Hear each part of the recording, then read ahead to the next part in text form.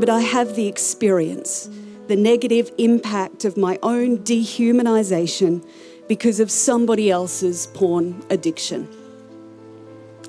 I didn't really understand the pertinence of what I was saying when I was leaving that abusive relationship, when I said something like, the more porn you watch, the worse I get treated. For teenage boys, their addiction to porn is often accompanied by problems with anxiety, body image, self-esteem issues, relationship problems, insecurity and depression. Self-esteem and mental health seems to be a growing issue for teenagers these days, and I believe porn is a significant contributor to this. Di McLeod, who's the director of the Gold Coast Centre Against Domestic Violence, writes, in the past few years, we've had a huge increase in intimate partner rape of women from 14 to 80 years of age. The common denominator is the consumption of porn by the offender. The stories are getting worse, as I've said. This is just a sample of stories girls are telling me everywhere I go. They describe being sexually harassed at school or on the school bus on the way home. Now get this, I was at a school in your state that had just been forced to buy a new school bus. Why is that significant, you may ask? Well, it's significant because the girl said, we are not going to ride on the school bus with boys anymore. We want our own bus to get home safely. To get home without being groped. To get home without having photos taken up our skirts, down our blouses. To get home without having sexist jokes made about our bodies or demands for naked selfies. The school had to sexually segregate the buses. You see where we are up to. I found files and files full of child pornography. This is the impact of pornography. My life was turned upside down in an instant. My son's life, because unfortunately he saw some of those images as well, his life was turned upside down in an instant. I felt my marriage end right then, right there.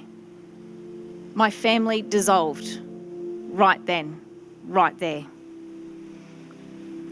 I walked out of the home and I've never looked back.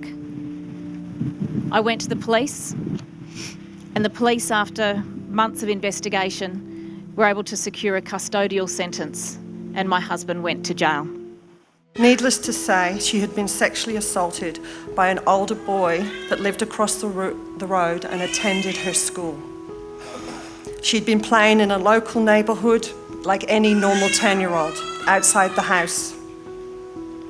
The boy had then taken Ella into his garage and forced her to reenact sexual behaviour that he had been watching on his iPad.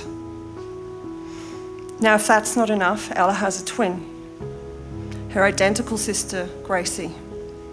Now, to have one child sexually assaulted is hard enough.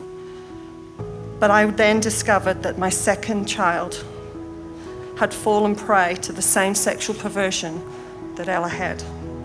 He again forced her to reenact a sexual activity he had learned from watching porn. It's very common that most brothels throughout Australia have it showing in the foyer.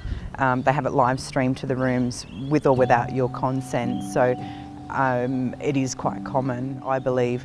By participating in that and showing that, you're becoming part of the problem and not part of the solution. So I chose not to, simply because it actually would change the way that the clients would treat the ladies, and opposed to seeing them as a human being, they would see them as an object and something that they could then act out. It was affecting the way I was relating with my family, with my peers. I was starting to view women as a commodity. It very quickly eroded at my marriage. About a year and a half later we got divorced. She wanted out and I didn't blame her. One day I realised it had become an addiction, and it was ruining this marriage. It's still affecting parts of our marriage because it still affects, well, I think it affects us individually. And like I said before, how the guilt of what I've done affects me still, to be able to get over that. So it's still a healing process. I want them to go out and contribute to a respectful society. And a respectful society is one that is free of porn.